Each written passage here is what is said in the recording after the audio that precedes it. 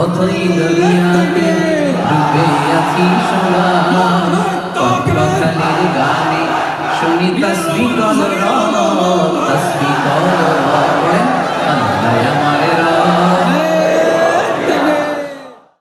আসসালামু আলাইকুম ওয়া রাহমাতুল্লাহি তাআলা ওয়া বারাকাতুহু।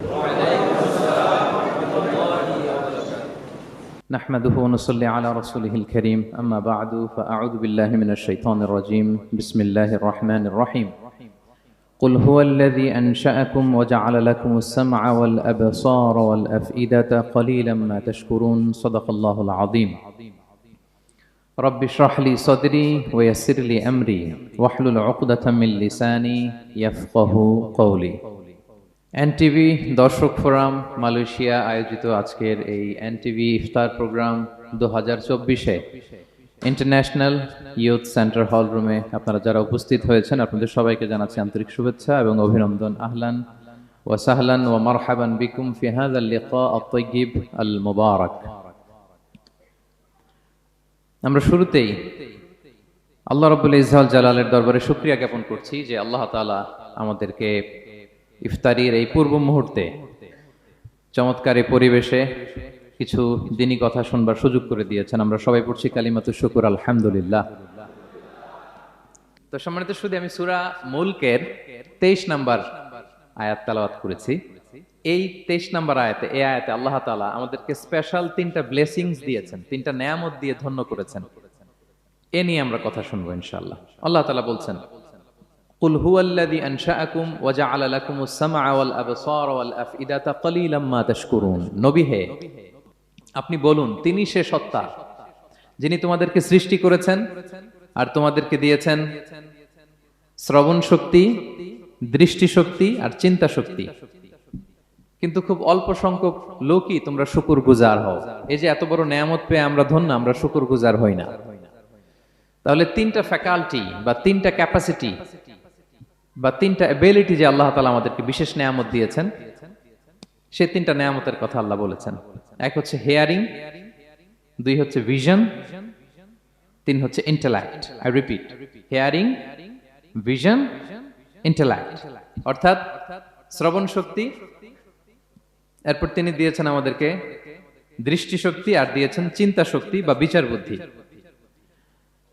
তো এই 3টা নেয়ামতের মধ্যে থেকে সর্বশেষ যে নেয়ামতটা অর্থাৎ চিন্তা শক্তি বা বিচার বুদ্ধি, যে আল্লাহ তাআলা আমাদের মধ্যে বিবেক দিয়েছেন, বিচার বুদ্ধি দিয়েছেন, এই পয়েন্টটা নিয়ে আমি আজকে কিছু কথা আপনাদের সামনে উপস্থাপন করব ইনশাআল্লাহ বিইذنিল্লাহ। সম্মানিত সুধী, আমরা মানুষ, আমরা উই আর ইন্টেলেকচুয়াল বিং, আমরা হচ্ছে বুদ্ধিবৃত্তিক প্রাণী। অর্থাৎ আল্লাহ তাআলা আমাদেরকে ফ্রি উইল দিয়েছেন, আমাদেরকে ক্রিটিক্যালি থিঙ্কিং করার সুযোগ দিয়েছেন, বিচার বুদ্ধি বিবেক কমন সেন্সকে কাজে লাগানোর সুযোগ আল্লাহ তাআলা আমাদেরকে দিয়েছেন। এবং এজন্যই আল্লাহ তাআলা আমাদেরকে আশরাফুল মাখলুকাত বানিয়েছেন। আমাদের ফ্রি থিঙ্কিং করার সুযোগ আছে, আমাদের ইন্টেলেক্ট আছে, আমাদের ইন্টেলিজেন্স আছে, আমরা আমাদের সিদ্ধান্তগুলো নিজের মন মতো করে নিতে পারি। এজন্য আমরা হচ্ছে আশরাফুল মাখলুকাত। এজন্য আল্লাহ তাআলা ফেরেশতাদেরকে অর্ডার করেছেন যাতে তারা আমাদেরকে সিজদা দেয়। সুবহানাল্লাহ। এই সেজদাটা আবার ইবাদতের সেজদা ছিল না, এটা ছিল অনারারি সাজদা, সম্মানসূচক সাজদা। ইবাদতের সেজদায় লুটিয়ে পড়া যায় একজনের সামনে। আওয়াজ করে বলুন তো তিনি কে? তো ফেরেশতারা যে সেজদাটা আমাদেরকে দিয়েছিল এটা ছিল অনারারি সাজদা, সম্মানসূচক সাজদা। তো এই বিচার বুদ্ধি বিবেক বুদ্ধি এগুলোই আমাদেরকে পশু থেকে আলাদা করেছে। পশুর কিন্তু এই ইন্টেলেক্ট নাই, বিচার বুদ্ধির ক্ষমতাটা তাদের নাই, এজন্য পশু থেকে আমরা আলাদা। এবং চিন্তা আর বিবেককে খাটানোর জন্য আল্লাহ তাআলা মহামূল্যবান একটা অঙ্গ আল্লাহ তাআলা আমাদেরকে দিয়েছেন, সেটা হচ্ছে ব্রেইন, আমাদের মস্তিষ্ক। এটাকে কাজে লাগিয়ে, কমন সেন্স কাজে লাগিয়ে আমরা পৃথিবীতে সভ্যতার পর সভ্যতা নির্মাণ করেছি। পৃথিবীতে মানুষ ছাড়া অন্য কোনো প্রাণী কি এটা করতে পেরেছে? এটা মানুষ করেছে, কারণ আল্লাহ তাআলা মানুষকে এই চিন্তা শক্তি দিয়েছেন, বিচার বুদ্ধি দিয়েছেন এবং সফিস্টিকেটেড একটা ব্রেন দিয়েছেন। এটা কাজে লাগিয়ে আমরা অনেক বড় কাজ করে ফেলতে পারি। এবং আপনি শুনলে অবাক হবেন, আমাদের এই যে ছোট্ট ব্রেনটা খুব বেশি না কিন্তু ওজন, একটা প্রাপ্তবয়স্ক মানুষের হিউম্যান ব্রেনের ওজন কত ধারণা আছে কারো? হ্যাঁ, কত? 3 pound. On an average 3 pounds, মানে 1.5 কেজি। এই 1.5 কেজি ওজনের ব্রেন দিয়ে আমরা পৃথিবীতে এই সভ্যতাগুলো বিনির্মাণ করেছি। এবং আপনি শুনলে অবাক হবেন, আমাদের এই ব্রেইনের মেমোরি ক্যাপাসিটি, মেমোরি স্টোরেজ অনেক বেশি।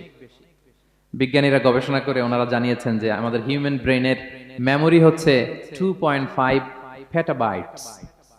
আপনারা মেগাবাইটের নাম শুনেছেন, গিগাবাইটের নাম শুনেছেন, পেটাবাইট হয়তো অনেকে শুনেন নাই। পেটাবাইট আরো অনেক বেশি, অনেক বড়। তো 1 পেটাবাইটে হয় 1 মিলিয়ন গিগাবাইট। আই রিপিট, 1 পেটাবাইটে হয় 10 লক্ষ গিগাবাইট। তার মানে আমার আর আপনার যে হিউম্যান ব্রেইন, এই ব্রেইনের ক্যাপাসিটি হচ্ছে 25 লক্ষ গিগাবাইট। সুবহানাল্লাহ, এত আস্তে। 25 লাখ গিগাবাইট আমাদের ব্রেইনের মেমোরি বা স্টোরেজ। আচ্ছা বলেন, আপনাদের এই যে আইফোন মোবাইল, এটাতে মেমোরি কত? 256 জিবি ম্যাক্সিমাম, ম্যাক্স 256 জিবি। আচ্ছা গেল। এরপর আমাদের ল্যাপটপ গুলোতে মেমোরি স্টোরেজ কত ম্যাক্সিমাম? সাধারণত 500 জিবি, যারা খুব বেশি নেয় হয়তো 1000 জিবি, 1 টেরাবাইট, তাই না? এই তো। তাহলে আমাদের ল্যাপটপ গুলোর মেমোরি স্টোরেজ হচ্ছে 1000 গিগাবাইট। তাতে সারা দুনিয়াটাই যেন এটার ভিতরে ঢুকিয়ে রাখা যায়, ঠিক কিনা? কিন্তু আল্লাহ তাআলা আমাদের কিছু দয়া করে ব্রেন দিয়েছেন, এটার মেমোরি ক্যাপাসিটি হচ্ছে 25 লক্ষ গিগাবাইট। আল্লাহু আকবার। এবং আপনি শুনলে অবাক হবেন, এই ব্রেনের ভিতরে আল্লাহ তাআলা অনেক নিউরন দিয়েছেন, মানে স্নায়ু কোষ, যে নিউরন গুলো ব্রেনের মেসেজ গুলো, ইনফরমেশন গুলোকে ট্রান্সমিট করে। আমাদের ব্রেইনে এই স্নায়ু কোষের সংখ্যা বা নিউরনের সংখ্যা মোর দেন 100 বিলিয়নস, মানে 10,000 কোটিরও বেশি। তো আমরা যত বেশি চিন্তা করি, যত বেশি ব্রেইন খাটাই, আমাদের এই স্নায়ু কোষগুলোর মধ্যে সংযোগায়ন বাড়ে, মানে নিউরন কানেক্টিভিটি বাড়ে। এই ব্যাপারে পৃথিবীতে সবচেয়ে বড় স্পেশালিস্ট হচ্ছে ডক্টর হার্বার্ট বানসন, হার্ভার্ড ইউনিভার্সিটির একজন অ্যাসোসিয়েট প্রফেসর। তো তাকে জিজ্ঞেস করা হয়েছিল মানুষের এই নিউরন কানেক্টিভিটি সর্বোচ্চ কত হতে পারে, একজন মানুষ যত চিন্তা করুক, যত ব্রেন খাটাক, কত হতে পারে। তো সে গবেষণা করে বলেছিল 25-এর ডান দিকে 30টা শূন্য বসালে যত হতে পারে, একটা মানুষের মাথার স্নায়ুগুলোর সংযোগায়ন বা নিউরন কানেক্টিভিটি ঠিক তত হতে পারে। 25-এর ডান দিকে কয়টা শূন্য? 30টা। এটা আমি কি দিয়ে বলবো? হ্যাঁ, মিলিয়ন, বিলিয়ন, ট্রিলিয়ন, জিলিয়ন, ফিলিয়ন, অক্ট্রিলিয়ন সব ছাড়িয়ে যাবে। আচ্ছা, সংখ্যাটা কত বড় আমি একটু উদাহরণ দিয়ে বলি। আমরা যে কম্পিউটারের দোকানে গেলে প্রিন্টিং করি না, A4 সাইজের কাগজ আছে না? একটা হিউম্যান ব্রেইনে যত পরিমাণ নিউরন কানেক্টিভিটি হতে পারে, তত পরিমাণ সাদা কাগজ যদি আপনাকে দেয়া হয়, A4 সাইজের সাদা কাগজ দিয়ে যদি বলা হয় যে এটা টেবিলের উপর রাখেন, ইন্টারন্যাশনাল ইয়ুথ সেন্টারের এই টেবিলের উপর এই কাগজগুলো রাখেন, আপনি কাগজগুলো রাখতে শুরু করবেন। কাগজের স্তূপ উঁচু হতে হতে হতে হতে এই টাওয়ার ছাড়িয়ে, আকাশ ছাড়িয়ে, বাতাস ছাড়িয়ে, মহাকাশ স্টেশন ছাড়িয়ে, নাসার বিজ্ঞানীদের নাগালে আসা প্রথম আকাশের যত দূর বিজ্ঞান যেতে পেরেছে, এই যে জেমস ওয়েব টেলিস্কোপ 34 কোটি বছর আগের ছবি, স্থির চিত্র আমাদেরকে পাঠিয়েছে, যত দূর মানুষের নাগালে এসেছে, কাগজের স্তূপ এরকম উঁচু হতেই থাকবে, তারপরেও অনেক কাগজ আপনার হাতে থেকে যাবে। তার মানে কি পরিমাণে নিউরন কানেক্টিভিটি আমাদের ব্রেইনে সম্ভব। তো এখন দ্য কোশ্চেন রাইজেস, প্রশ্ন হচ্ছে আমরা আমাদের ব্রেইনকে ওইভাবে খাটাই কিনা, ব্রেইনটাকে কাজে লাগাই কিনা। আমাদের যে অভাবনীয় চিন্তা শক্তি, আনলিমিটেড চিন্তা শক্তি দিয়ে যে আল্লাহ তাআলা আমাদেরকে সৃষ্টি করেছেন, এটার কতটুকু আমরা ব্যবহার করি, আমাদের এই সফিস্টিকেটেড যে ব্রেইন আল্লাহ দিয়েছেন, এটা ব্যবহার করি কিনা, দিস ইজ দ্য কোশ্চেন। তো সম্মানিত শুধু আল কোরআন আল কারিমের পরতে পরতে আল্লাহ তাআলা আমাদেরকে মাথা খাটাতে বলেছেন, আমাদের চিন্তার দিগন্তকে প্রসারিত করতে বলেছেন, কিন্তু আমরা মাথা খাটাতে চাই না। আমরা যেন চিন্তাশীল হয়ে উঠি, আমরা যেন ব্রেইন খাটাই। অনেক আয়াত আপনি পাবেন, দুই একটি আয়াত আপনাদের সামনে আমি উপস্থাপন করবে আজকের আলোচনার ইতি টানবো ইনশাআল্লাহ বিইজনিল্লাহ। আমরা যেন মাথা খাটাই, আমরা যেন চিন্তা করি, এটা বোঝাতে যে আল্লাহ তাআলা বেসিক্যালি কোরআনে 4টা শব্দ ব্যবহার করেছেন। 4টা, একটু ক্লাসের মতো মনে করেন, তাহলে মনে থাকবে, কিছু শিখে গেলাম। প্রথম শব্দ হচ্ছে আন-নাযার, আন-নাযার। 2 নম্বর হচ্ছে আল-আক, 3 নম্বর হচ্ছে আত-তাফাক্কুর, 4 নম্বর হচ্ছে আত-তাদাব্বুর। আই রিপিট, আবার বলি, আন-নাযার, আল-আক, আত-তাফাক্কুর, আত-তাদাব্বুর। আন-নাযার, আল-আক, আত-তাফাক্কুর, আত-তাদাব্বুর। বলতে পারবেন 4টা? 1 নম্বরে কি? আন-নাযার, 2 নম্বরে আল-আক, 3 নম্বরে আত-তাফাক্কুর, 4 নম্বরে আত-তাদাব্বুর। এই 4টা শব্দ নিয়ে সংক্ষিপ্ত কিছু আলোকপাত করবো ইনশাআল্লাহ বিইজনিল্লাহ। আর নাজার শব্দটা আপনাদের পরিচিত, একটু ভেঙে বললে বুঝতে পারবেন। আমরা বলি না এই যে নজর দিস না, এই যে নজর লাগবে, বলি না নজর, নজর দেয়া। নজর মানে হচ্ছে তাকানো, তবে সাধারণ তাকানো না, careful look with deep observation and reflection, এটাকে কোরআন বলেছে আন-নাযার। এটার প্রতি কোরআন আমাদেরকে উৎসাহিত করেছে। পাশাপাশি 2 নাম্বার কি বলছিলাম নজরের পরে? অ্যাটলিস্ট একজন তো বলতে হবে, আল আক।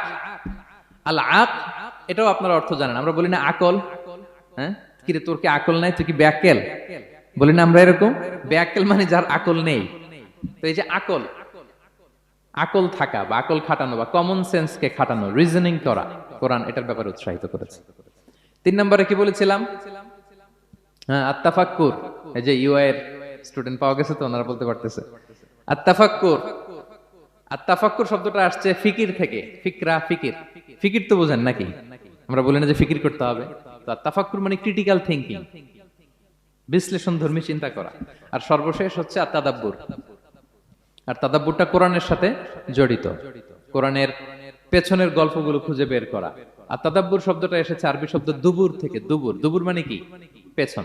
তো কোরআনের কোন একটা আয়াতের পেছনের গল্পটা কি, পেছনের রহস্যটা কি, এর নেপথ্যে কি, এর গুরু রহস্য কি, এটাকে বের করা। এই 4টা ব্যাপারে কোরআন অনেক এমফাসাইজ করেছে।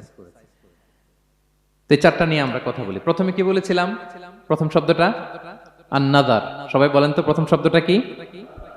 আন-নাযার। নজর মানে কি? দৃষ্টি দেয়া, স্বাভাবিক দৃষ্টি না, গভীর দৃষ্টি, সুগভীর দৃষ্টি। ইংরেজিতে বলে অবজারভেশন বা রিফ্লেকশন। তা আমরা যেন শুধু ফেল ফেল করে তাকিয়ে না থাকি। আল্লাহ বলেছে তাকালে তাকানোর মতো তাকাবা, গভীর দৃষ্টি দিবা। আল্লাহ বলেন আফালা ইয়ানজুরুনা ইলাল ইবিলি কাইফা খুলিকাত ওয়া ইলাস সামাই কাইফা রুফিআত ওয়া ইলাল জিবালি কাইফা নুসিবাত ওয়া ইলাল আরদি কাইফা সুতিহাত। আল্লাহ বলেন ওরা কি নজর দেয় না? আফালা ইয়ানজুরুনা, নজর থেকে ইয়ানজুরুনা ইলাল ইবিলি, ওরা কি উটের দিকে তাকায় না? Don't they see to the camels how masterfully they were created. তারা কি উটের দিকে তাকায় না, কিভাবে উটকে সৃষ্টি করেছি? তারা কি আকাশের দিকে তাকায় না, খুঁটিবিহীন বিশাল আকাশকে কেমন করে বানালাম?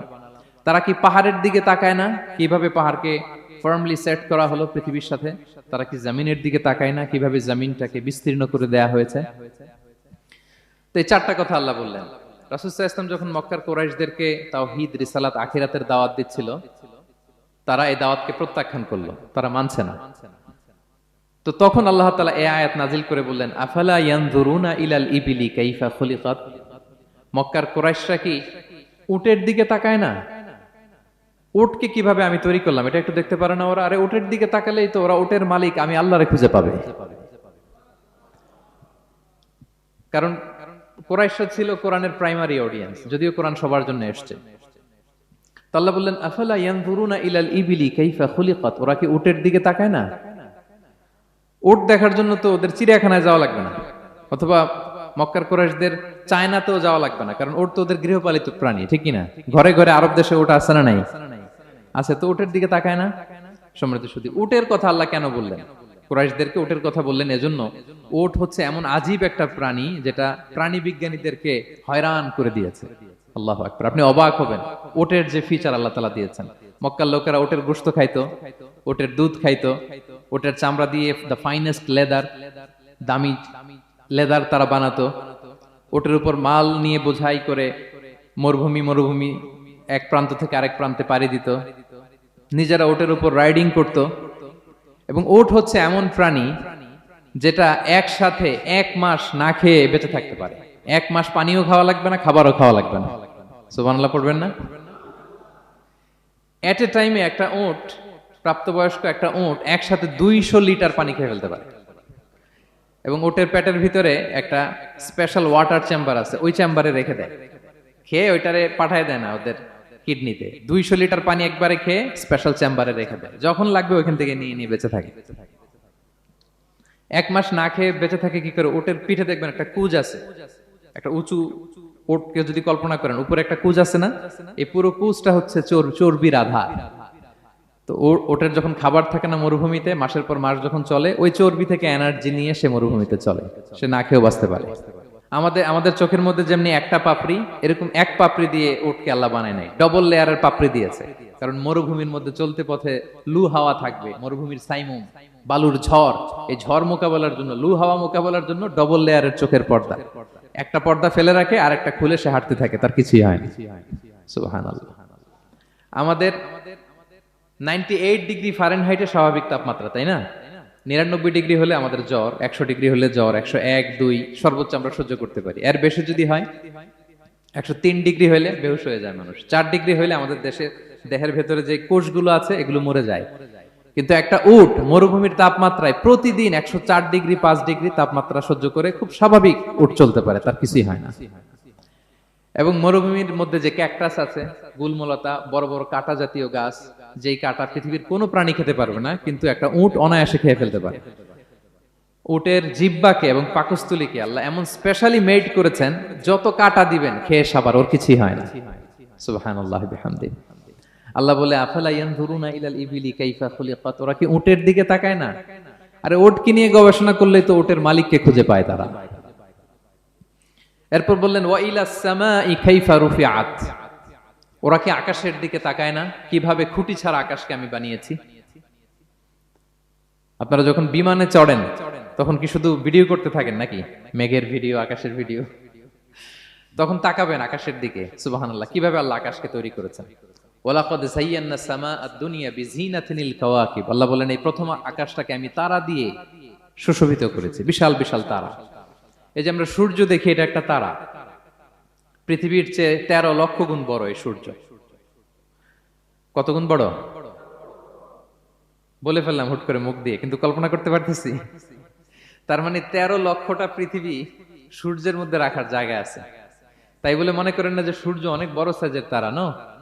সূর্য এই মহাশূন্যের খুব ছোট্ট সাইজের একটা তারা।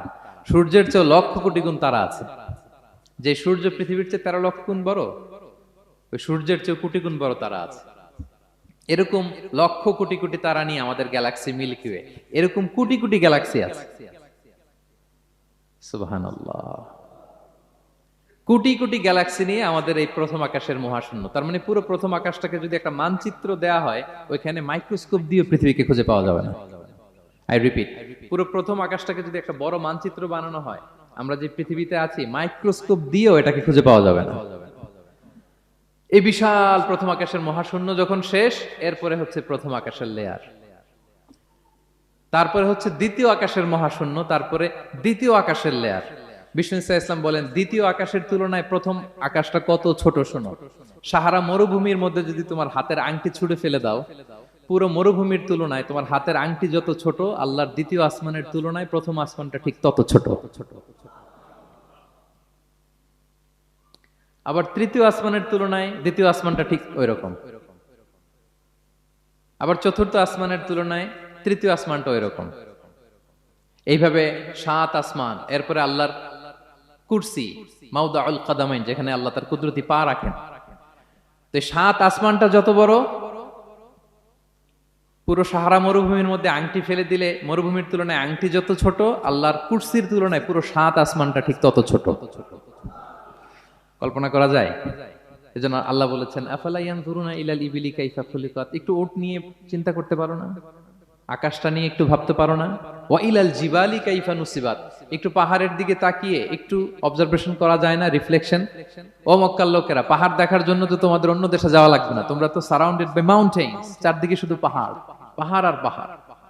এই পৃথিবীর ভেতরে 7টা টেকটনিক প্লেট আছে। এই 7 tectonic plates creates the mountain range on earth. পৃথিবীর মধ্যে মাউন্টেন এভাবেই হয়েছে। বিগ ব্যাং এর মহাবিস্ফোরণের পরে এই প্লেটগুলো যখন কোলাপস করলো, মাঝখানের জায়গা উঁচু হয়ে গেল, দ্যাট ইজ মাউন্টেন। এটাই মাউন্টেন। আমেরিকার আলাস্কা একটা জায়গা আছে, পৃথিবীর সবচেয়ে বড় মাউন্টেন রেঞ্জ। এটা লম্বায় প্রায় 2000 কিলোমিটার লম্বা একটা পাহাড়। ইউরোপের সবচেয়ে বড় পাহাড় হচ্ছে আল্পস পর্বতমালা, ওটা লম্বায় 1200 কিলোমিটার। কল্পনা করতে পারেন, একটা পাহাড় 1200 কিলোমিটার লম্বা। আর সবচেয়ে উঁচু যে পর্বত শৃঙ্গ মাউন্ট এভারেস্ট 29,035 ফিট। আর মিটার দিয়ে চিন্তা করলে 8,850 মিটার। আল্লাহ পাহাড়কে কোরআনে বলেছেন, পেরেকের সাথে তুলনা দিয়েছেন। আল্লাহ তাআলা বলেছেন ওয়াজআলনাল জিবালা আওতাদা, আমি এই পাহাড়গুলোকে আলস পর্বতমালা, আলাস্কা পর্বতমালা, মাউন্ট এভারেস্ট এগুলোকে পেরেকের মতো বানিয়েছি। কিসের মতো? আচ্ছা, যদি আমার কথা বুঝে থাকেন তাহলে উত্তর দেন। আমরা পেরেক যখন কাঠের মধ্যে ঠুকি তখন পুরো পেরেকটা কাঠের ভিতরে ঢুকে যায় না? উপরে দেখা যায় কতটুকু? হাতুড়ি দিয়ে একটা পেরেক যখন আমি একটা কাঠের ভিতরে ঠুকে দিলাম, এরপরে কি পুরা পেরেকটা দেখা যায়? আর কতটুকু দেখা যায়? সামান্য মাথাটা। তো পুরা পেরেক গেল কই? ভিতরে। তা আল্লাহ পাহাড়গুলোকে পেরেকের সাথে তুলনা করেছেন। তার মানে পাহাড় যতটুকু আপনি দেখেন এটা পাহাড়ের মাথা, এর পুরো অংশটা মাটির ভিতরে। 29,035 ফিট মাউন্ট এভারেস্ট যেটা, এটার কমপক্ষে 10 গুণ এটা মাটির ভিতরে আছে। আলাস্কা পর্বতমালা বাইরে যদ্দূর 10 গুণ ভেতরে, আলস পর্বতমালা বাইরে যদ্দূর 10 গুণ ভেতরে, তুর পাহাড় বাইরে যদ্দূর 10 গুণ তার ভেতরে। আল্লাহু আকবার। এজন্য আল্লাহ বলেন ওয়াইলাল জিবালি কাইফা নুসিবাত, ওরা কি পাহাড়ের দিকে তাকায় না কিভাবে এই পাহাড়গুলোকে আমি তৈরি করেছি। আল্লাহ যখন এই পৃথিবী সৃষ্টি করলেন, পৃথিবীর মধ্যে ভাইব্রেশন হচ্ছিল, কাঁপছিল পৃথিবী। আল্লাহ পৃথিবীর কাঁপাকাঁপি বন্ধ করার জন্য এই পেরেকের মতো পাহাড়গুলোকে পৃথিবীতে ঠুকে দিলেন, কাঁপাকাঁপি বন্ধ হয়ে গেল। এই দৃশ্য দেখে ফেরেশতারা বলে ইয়া রাব হাল মিন খালকিকা আশাদ্দু আলাল জিবাল, আল্লাহ পাহাড়ের এত শক্তি, পৃথিবী কাঁপতেছিল, পাহাড় আপনি ঠুকে দিলেন, পৃথিবীর কাঁপাকাঁপি বন্ধ হয়ে গেল। আপনার সৃষ্টির মধ্যে পাহাড়ের চেয়ে শক্তিশালী কিছু আছে? আল্লাহ বললেন আছে। সেটা কি? আল হাদিদ। আল্লাহ বললেন সেটা লোহা, কারণ লোহা দিয়ে পাহাড় কাটা যায়, ঠিক কিনা? লোহার কথা শুনে ফেরেশতারা অবাক, লোহা পাহাড়ের চেয়ে শক্তিশালী? ফেরেশতারা প্রশ্ন করলো ইয়া রাব্বি হাল মিন খালকিকা আশাদ্দু মিনাল হাদিদ, তাহলে আপনার সৃষ্টির মধ্যে লোহার চেয়ে শক্তিশালী কিছু আছে? আল্লাহ বললেন আছে। কি সেটা? আন্নার, আগুন। কারণ আগুন লোহাকে কি করে? গলিয়ে ফেলে। ফেরেশতারা শুধু অবাকই হচ্ছে। ফেরেশতারা বলে আগুনের চেয়ে শক্তিশালী কিছু আছে? আল্লাহ বলে আছে আল মা, পানি। কারণ আগুনে দাউ দাউ করে জ্বলে ওঠা আগুনের মধ্যে পানি দিলে আগুন অস্তিত্ব হারায়। ফেরেশতারা শুধু অবাকই হচ্ছে। তারা বলে তাহলে পানির চেয়ে শক্তিশালী কিছু আছে? আল্লাহ বলেন আছে। আর রিহ, বাতাস। কারণ বাতাস পানিকে একদিক থেকে আরেক দিকে নিয়ে যায়। জলের মধ্যে বায়ুর উচ্ছ্বাস লাগলে জলোচ্ছ্বাস তৈরি হয়, ঠিক কিনা? ফেরেশতারা আবার অবাক হয়ে বলে তাহলে বাতাসের চেয়ে শক্তিশালী কিছু আছে? আল্লাহ বললেন আছে। সেটা কি? বলতেছে বনি আদম। ওই মানুষ শক্তিশালী যে গোপনে দান করে, এত গোপনে যে ডান হাত কি দান করলো, বা হাত সেটা টের পায় না। পড়েন সুবহানাল্লাহ। এই লম্বা হাদিস বলার বা বোঝানোর মূল উদ্দেশ্য হচ্ছে আল্লাহ পাহাড়কে সৃষ্টি করেছেন ওয়া ইলাল জিবালি কাইফা নুসিবাত, পাহাড়কে আল্লাহ তাআলা জমিনের মধ্যে এভাবে সেট করেছেন। আল্লাহ বলে ওরা কি একটু পাহাড়ের দিকে তাকায় না, আকাশের দিকে তাকায় না? ওরা কি একটা উটের দিকে তাকায় না? ওয়া ইলাল আরদি কাইফা সুতিহাত, ওরা কি জমিনের দিকে তাকায় না, জমিনকে কিভাবে আমি বিস্তৃত করেছি। আমরা তো কত চমৎকার মাটি দেখি, তাই না? বীজ রোপণ করে দিলে কি উর্বর জমি, হ্যাঁ, ঘাস লতাপাতা ফলমূল হয়। আসলে পুরো পৃথিবীটাই কি এরকম নরম? না, অনেক স্তর আছে। এই ভূপৃষ্ঠের নিচে আপনি পাবেন পাললিক শিলার স্তর, রূপান্তরিত শিলার স্তর, আগ্নেয়গিরির শিলার স্তর। তার মানে পৃথিবীর ভেতরে দাউ দাউ করে আগুন জ্বলছে, এবং আগ্নেয়গিরির জ্বালামুখ ভেঙে যখন এই অগ্নুৎপাতের লাভা বের হয় তখন বোঝা যায় পৃথিবীর ভেতরে কেমন আগুন পাওয়া যায়, ঠিক কিনা? তাহলে প্রথম শব্দটা আমি কি বলেছিলাম? আন-নাযার, মনে আছে তো না? প্রথম শব্দটা কি? আল্লাহ বলে তারা কি নজর করে দেখে না কিভাবে আকাশ বানালাম, উট সৃষ্টি করলাম, কিভাবে জমিন বানালাম, কিভাবে পাহাড় বানালাম। তাহলে এই যে নজর বা অবজারভেশন, রিফ্লেকশন, এটার প্রতি আল্লাহ তাআলা আমাদেরকে উৎসাহিত করেছে। প্রথম পয়েন্ট ক্লিয়ার। মোট পয়েন্ট আলোচনা করব 4টা, বলেন তো কয়টা? একটা ক্লিয়ার। 2 নাম্বার কি ছিল দেখি কার মনে আছে কিনা? আল আকল, রাইট, কমন সেন্স, রিজনিং। আমরা যেন আমাদের কমন সেন্স খাটাই, কোরআনের পরতে পরতে আল্লাহ তাআলা আমাদেরকে উৎসাহিত করেছেন। এবং ইন্টারেস্টিংলি জাহান্নামীরা যখন জাহান্নামে যাবে তারা কি বলবে জানেন? সূরা মুলকে এসেছে, তারা বলবে ওয়াকালু লাউ কুননা নাসমাউ আও নাআকিলু মা কুননা ফি আসহাবিস সাঈর। তারা বলবে হায় রে, নবীদের কথা যদি মানতাম আর যদি একটু কমন সেন্স খাটাইতাম তাহলে তো জাহান্নামে আসা লাগতো না। ওই দিনের এই আফসোসে কোনো কাজ হবে? প্রিয় ভাইরা, ওই দিন যত আফসোস করেন কোনো কাজ হবে? তাহলে জাহান্নামীরাও আফসোস করবে হায় রে, একটু যদি আকল খাটাইতাম তাইলে আজকে আর জাহান্নামের আগুনে পোড়া লাগে না। নবীদের কথা যদি শুনতাম আর যদি আকল খাটাতাম, কি খাটাতাম, তাইলে আজকের এই কঠিন অবস্থা আমাদের পড়া লাগতো না। কোরআনের বিভিন্ন আয়াত আল্লাহ তাআলা আমাদেরকে বলেছেন আফালা তাআকিলুন, তোমরা কি আকল খাটাবা না? এই যে দামি কমন সেন্স দিলাম, একটু বুদ্ধি কি খাটাবা না, আকল খাটাবা না তোমরা? এবং কোরআনের একটি আয়াতে আল্লাহ তাআলা বিভিন্ন কসমিক সিম্বলস, ন্যাচারাল ফেনোমেনা এগুলো উল্লেখ করে সবশেষে তিনি বলেছেন লা আয়াতিন লিকৌমি ইয়াকিলুন, নিশ্চয়ই এগুলোর মধ্যে নিদর্শন রয়েছে, সাইন রয়েছে, কাদের জন্য? লিকৌমি ইয়াকিলুন, যারা আকলবান, যারা কমন সেন্স খাটায়।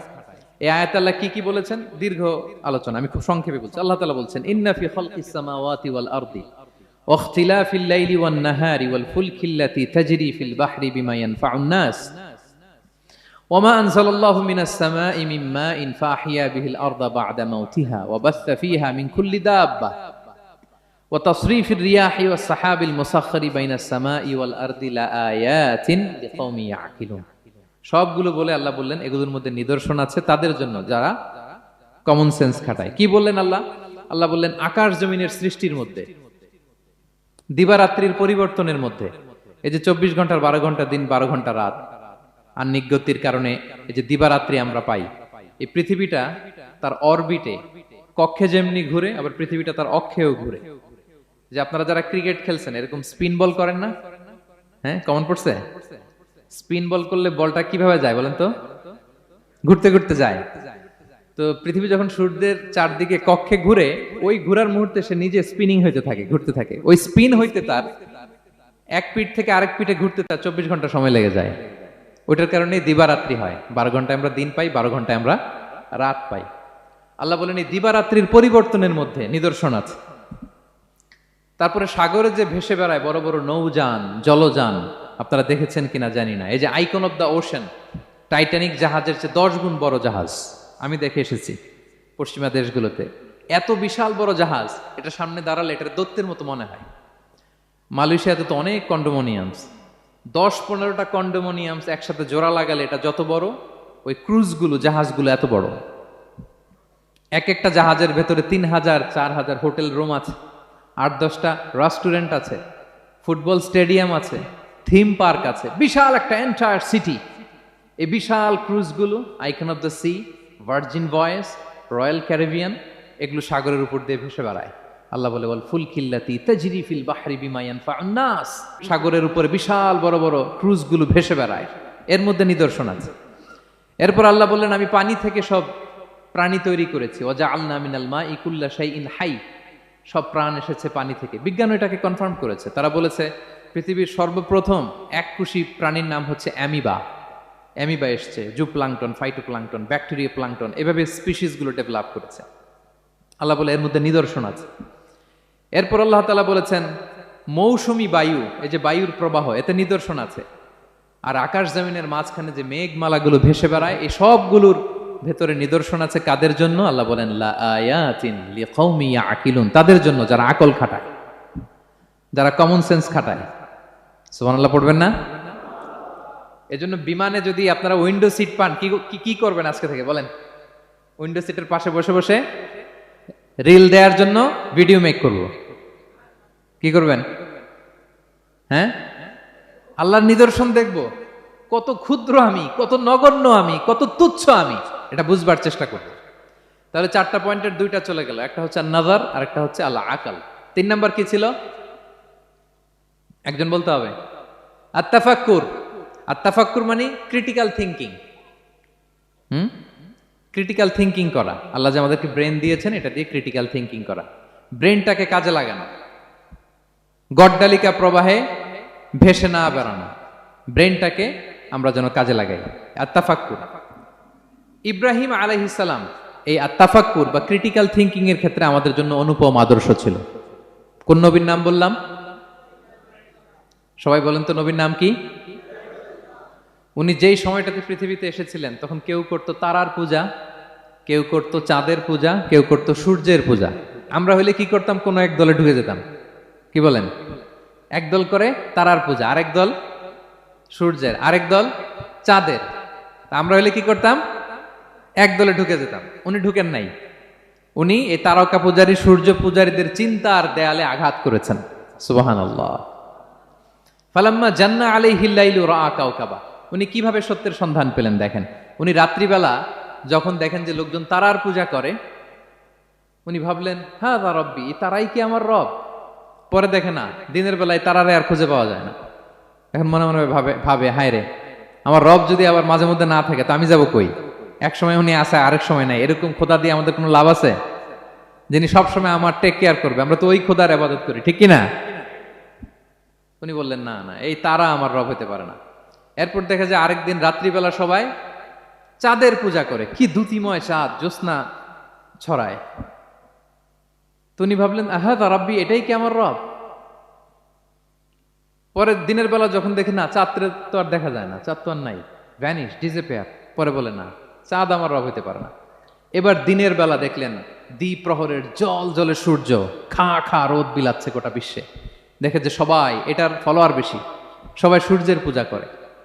কিন্তু আবার গোধূলি লগ্নে সানসেটের টাইমে যখন সূর্যও ডুবে গেল, হায় হায়, উনি বিপদে পড়লেন। এবার আমি কই যাব, সূর্যও তো থাকে না। আল্লাহু আকবার। তখন তিনি ঘোষণা দিলেন, ইন্নী ওয়াজ্জাহতু ওয়াজহিয়া লিল্লাযী ফাতারাস সামাওয়াতি ওয়াল আরদা হানিফা ওয়া মা আনা মিনাল মুশরিকিন। হে তারকা পূজারী, হে চাঁদের পূজারী, হে সূর্য পূজারী, আমি তোমাদের কোনো দলের সাথে নাই, বরং আমি আমাকে ওই সত্তার দিকে মনোনিবেশ করলাম, আত্মসমর্পণ করলাম। ফাতারাস সামাওয়াতি ওয়াল আরদ, যিনি আকাশ সৃষ্টি করেছেন, জমিন সৃষ্টি করেছেন। হানিফা ওয়া মা আনা মিনাল মুশরিকিন, আমি শিরক করি না, আমি হানিফ হিসেবে সেই আল্লাহর ইবাদত শুরু করে দিলাম। পড়েন আল্লাহু আকবার। তাইলে উনি স্রোতে গা ভাসান নাই, কোন এক দলে না ঢুকে উনি ওনার ক্রিটিক্যাল থিঙ্কিং, ওনার অ্যানালজি, ওনার বিবেককে উনি কাজে লাগিয়েছেন। তো সম্মানিত সুধী, এজন্য চিন্তা করা, এটাকে আরবিতে বলে আত-তাহান্নুস মিন বাকায়া আল ইব্রাহিমিয়া। এটা ইব্রাহিমী চিন্তার অবশিষ্টাংশ। সেদিন ইব্রাহিম আলাইহিস সালাম এভাবে চিন্তা করতেন, গবেষণা করতেন। সূরাতুন নাহলে আল্লাহ তাআলা মৌমাছি কিভাবে মধু সংগ্রহ করে এই ইনফরমেশনটা যখন আমাদের সামনে পেশ করলেন, এই আয়াতের শেষেও তিনি একই কথা বললেন, ইন্না ফি যালিকা লাআয়াতান লিকাউমি ইয়াতাফাক্কারুন। নিশ্চয় এর মধ্যে যারা চিন্তাশীল তাদের জন্য নিদর্শন আছে। মৌমাছি যে মধু সংগ্রহ করে, আপনারা মৌচাক দেখছেন? কে কে দেখি মৌচাক দেখছেন? মাশাআল্লাহ, আচ্ছা ঠিক আছে। রাসূল সাল্লাল্লাহু আলাইহি ওয়াসাল্লাম মধু বড্ড পছন্দ করতেন। পিওর হানি, দুর্গন্ধওয়ালা হানি তিনি খেতেন না, পিওর হানি খাবেন, খুবই এনার্জেটিক। এবং কোরআনে মাত্র দুইটা জিনিসকে শেফা বলা হয়েছে, এক হচ্ছে কোরআনকে বলা হয়েছে শেফা, আর এই মধুকে বলা হয়েছে শেফা। সুবহানাল্লাহ। আল্লাহ তাআলা বললেন, ওয়া আওহা রাব্বুকা ইলান নাহলি আনিত্তাখিযি মিনাল জিবালি বুয়ুতা ওয়া মিনাশ শাজারি ওয়া মিম্মা ইয়ারিশুন। আল্লাহ তাআলা মৌমাছিকে শিখাই দিলেন কিভাবে মৌচাক বাঁধতে হবে।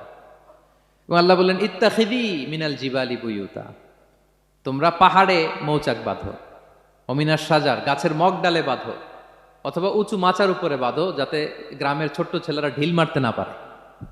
মৌচাক যারা দেখছেন, এটা কি নিচু নিচু জায়গায় মৌমাছির মৌচাক হয় না, উঁচু একেবারে মগ ডালে।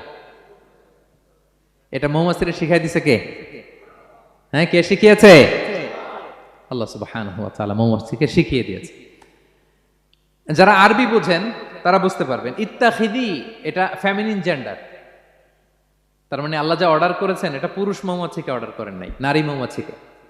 তো গবেষণায় দেখা গিয়েছে পুরো মৌচাকের বাসাটাকে এখানে যে লিডারশিপ বহন করে এটা কোনো পুরুষ মৌমাছি না, এটা নারী মৌমাছি। সুবহানাল্লাহ। এবং তিন ধরনের মৌমাছি থাকে, একটা হচ্ছে কুইন বি, রানী মৌমাছি, আরেকটা হচ্ছে মেল বি, এরা বংশ বিস্তার করে, আরেকটা হচ্ছে ওয়ার্কার বি, এরা এই মধু আনা নেওয়া করে। তা আল্লাহ এদেরকে বললেন, কুলি মিন কুল্লি সামারাত, এই মৌমাছি তোমরা আশেপাশের সব সুন্দর সুন্দর ফুল থেকে, ফল থেকে, ফ্লাওয়ার নেকটার্স, পুষ্প রস সংগ্রহ করে নিয়ে আসো। মধু এত স্বাস্থ্যকর, হেলদি ডায়েট কেন? কারণ আশেপাশের গাছের মধ্যে এখানে আপনার ভেষজ গাছ আছে, ঔষধি গাছ আছে, বনাজি গাছ আছে, ঠিক না? তো মৌমাছিগুলো সেখান থেকে ফ্লাওয়ার নেকটার্স, পুষ্প রস সংগ্রহ করে আবার চলে আসে।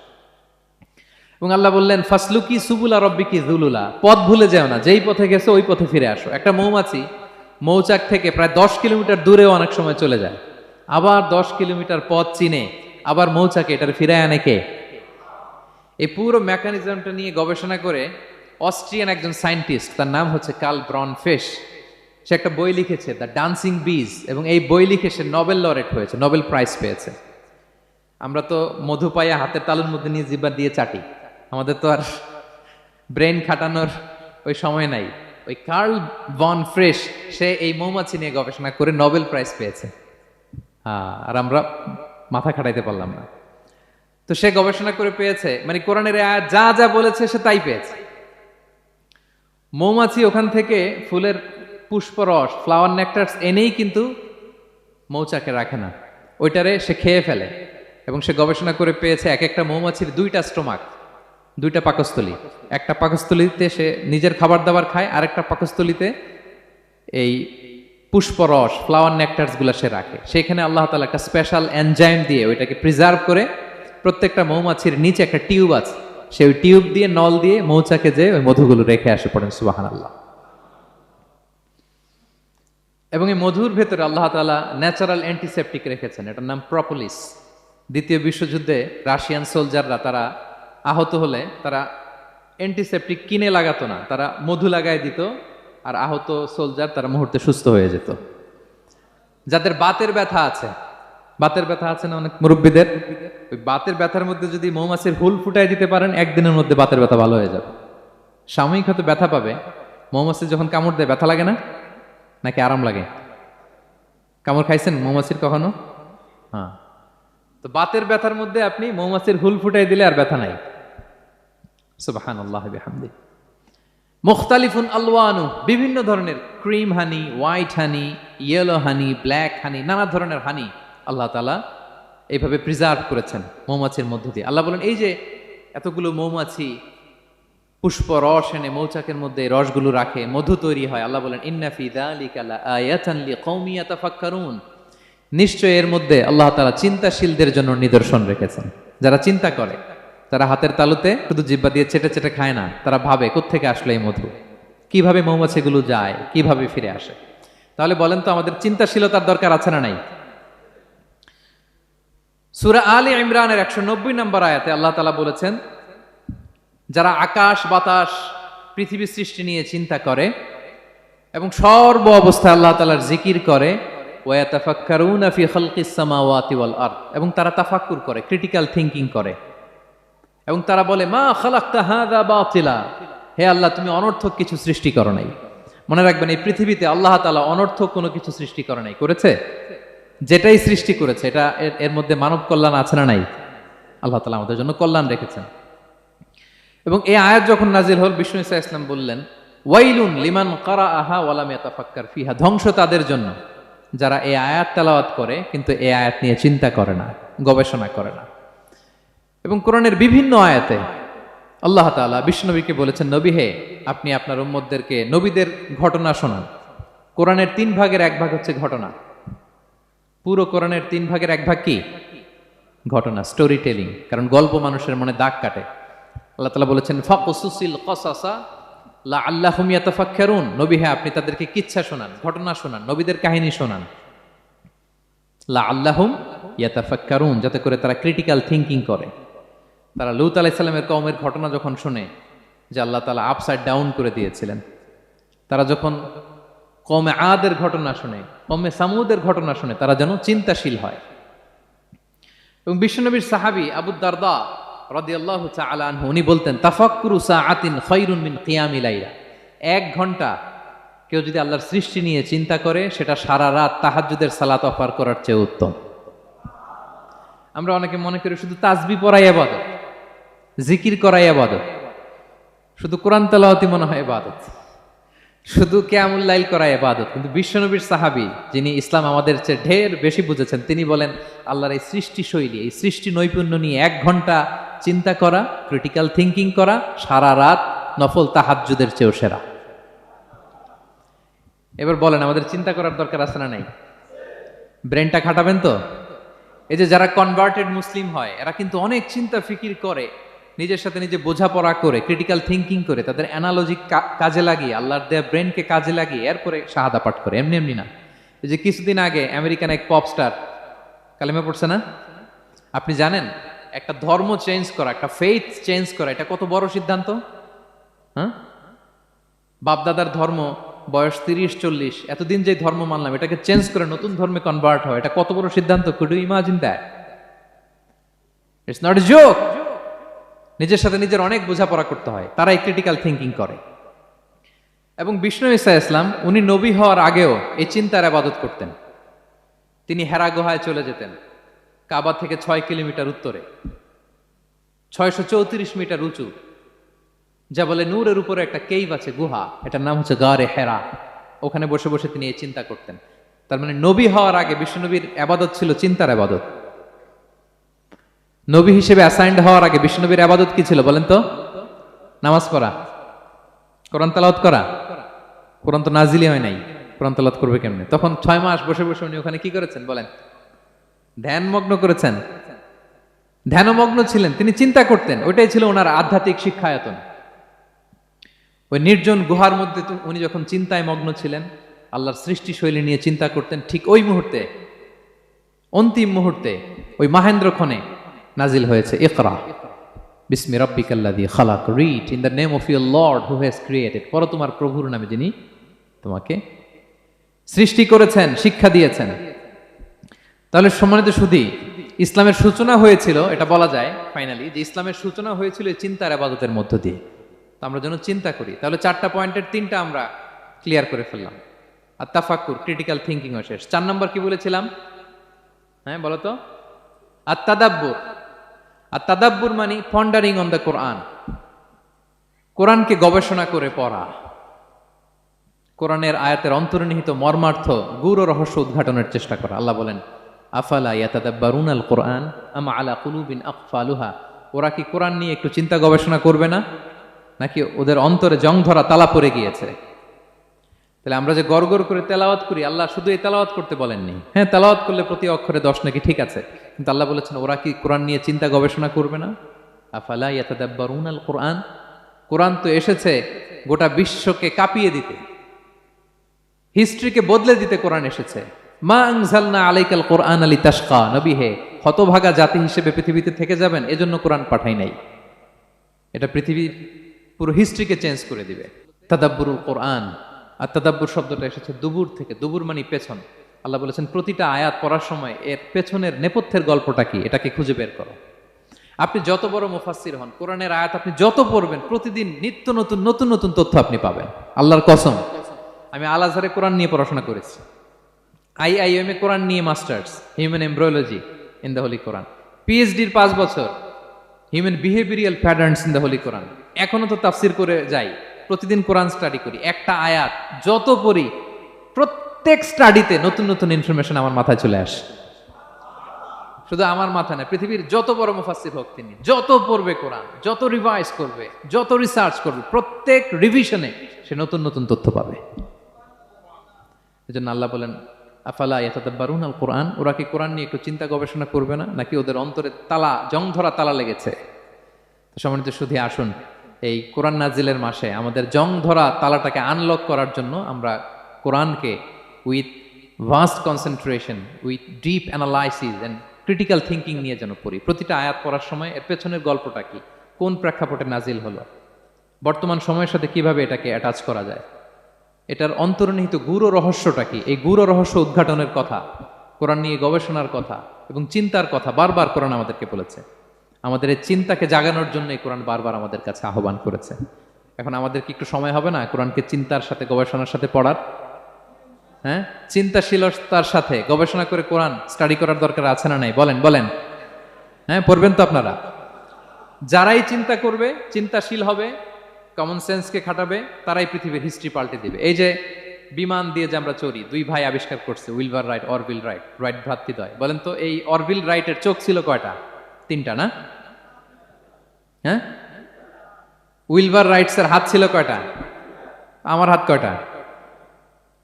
আপনার হাত কয়টা? তো ওরা পারলে আমরা পারবো না কেন? কারণ এই চিন্তার ইবাদত থেকে আমরা দূরে সরে গিয়েছে।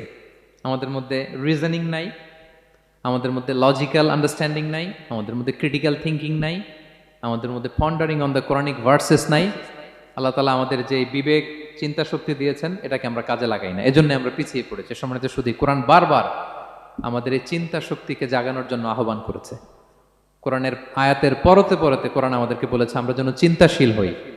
এই যে সফিস্টিকেটেড ব্রেইন আল্লাহ তাআলা দয়া করে আমাদেরকে দান করেছে, আমরা যেন এই ব্রেইনটাকে কাজে লাগাই।